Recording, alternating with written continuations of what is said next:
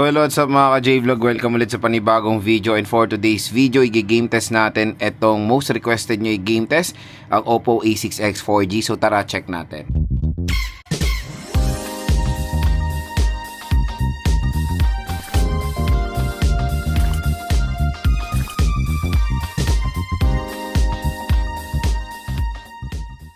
So again, kung interested kayo bumili nitong Oppo A6X, napakamura lang nito dito sa ating View Products. Nandito sa video natin sa gilid dito, meron pong View Products dito, i-click nyo na yan. Mura lang dito ang Oppo A6X. Pwede nyo tumakuha ng 4,000 pesos, 4GB 64, and yung 4GB 128 around nasa 5,000 pesos. Pero SRP neto nasa 6,500, kaya napakalayo. Kaya the best dito kayo bumili sa ating product link. Mura lang itong Oppo A6X. So itong Oppo A6X ay powered ng Qualcomm Snapdragon 685.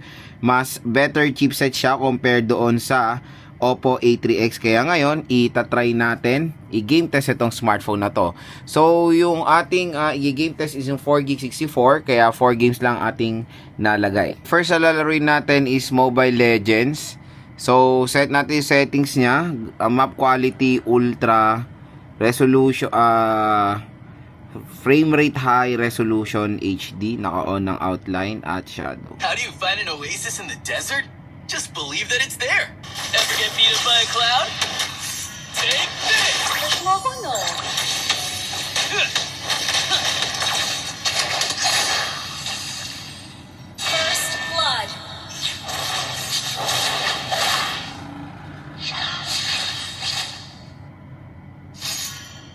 An enemy has been slain.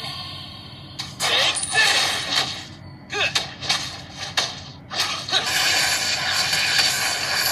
Take this!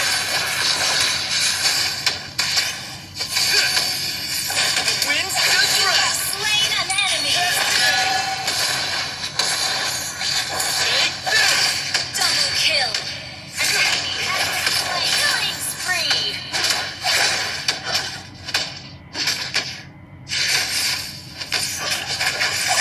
So pagdating sa Mobile Legends, surprisingly, mas better yung performance nitong Oppo A6X compare sa Oppo A3X.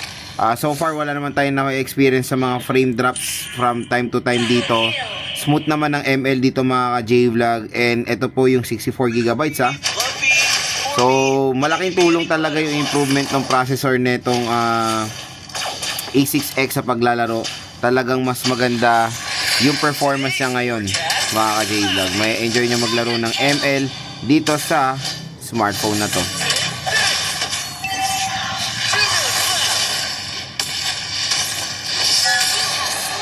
So next is Honor of Kings.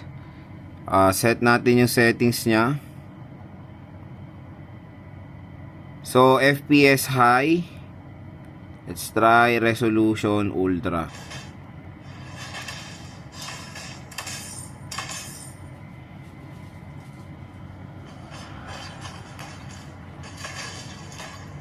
Slain an enemy.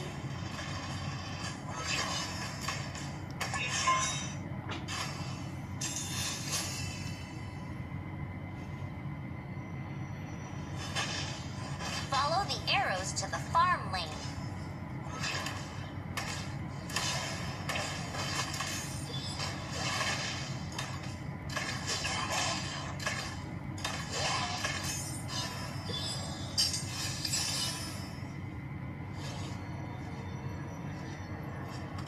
So pagdating sa Honor of Kings mga ka-J-Vlog, so far so good din ang performance din ni Oppo Pad SE. In fairness, napakaganda rin ng performance na sa mataas sa settings. Playable na playable siya. Even 64GB lang yung internal storage nito. So next is PUBG Mobile. Ito yung settings natin. Better frame rate tayo. Ayan.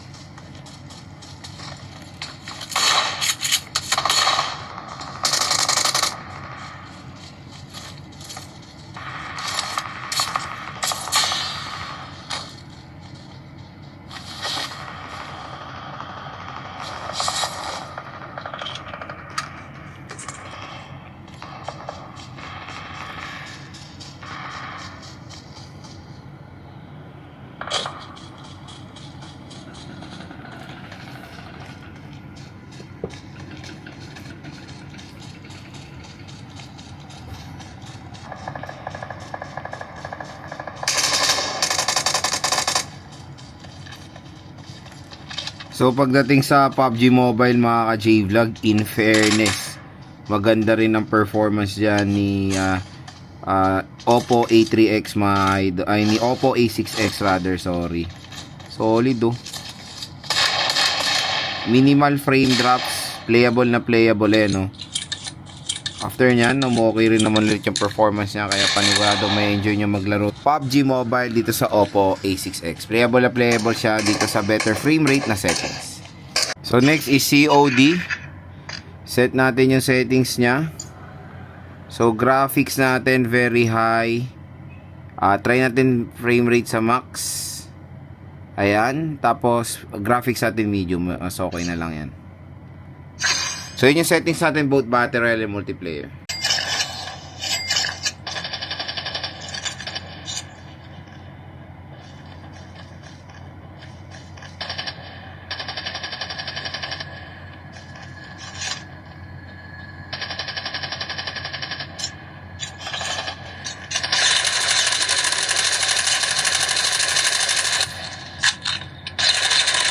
Touch your back. Cover me.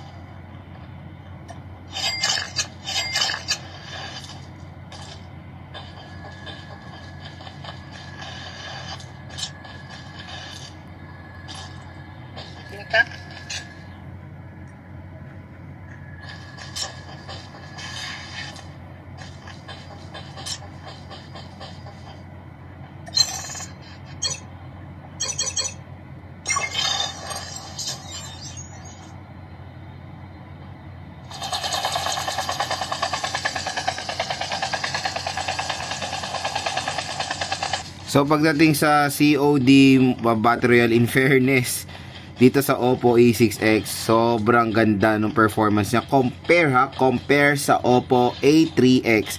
May mga frame drops from time to time, pero again, available to sa max frame rate. Solid ang performance niya kahit na medium graphics is all goods na. Pero again, pag may kalaban tayo, may nagpe-frame drop tayo from time to time, pero manageable siya. Solid din ang performance ng Oppo A6X dito sa COD Battle Royale. Pero kung gusto nyo makalaro ng mas better performance, I suggest pinakaset nyo sa pinakamababang setting para mas umokay yung kanyang performance. Ayan, nagpe-frame drop siya pag nakamataas sa settings, pero bumabalik din naman kahit papano. Tapos pag may kalaban tayo doon, nakaka-experience din tayo ng frame drop.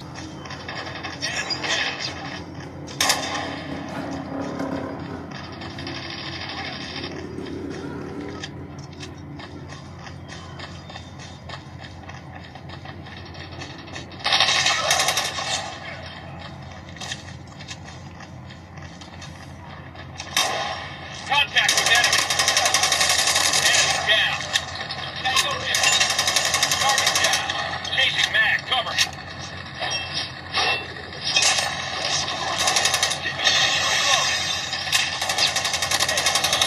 Reloading. Target down. Reloading. Targets in sight.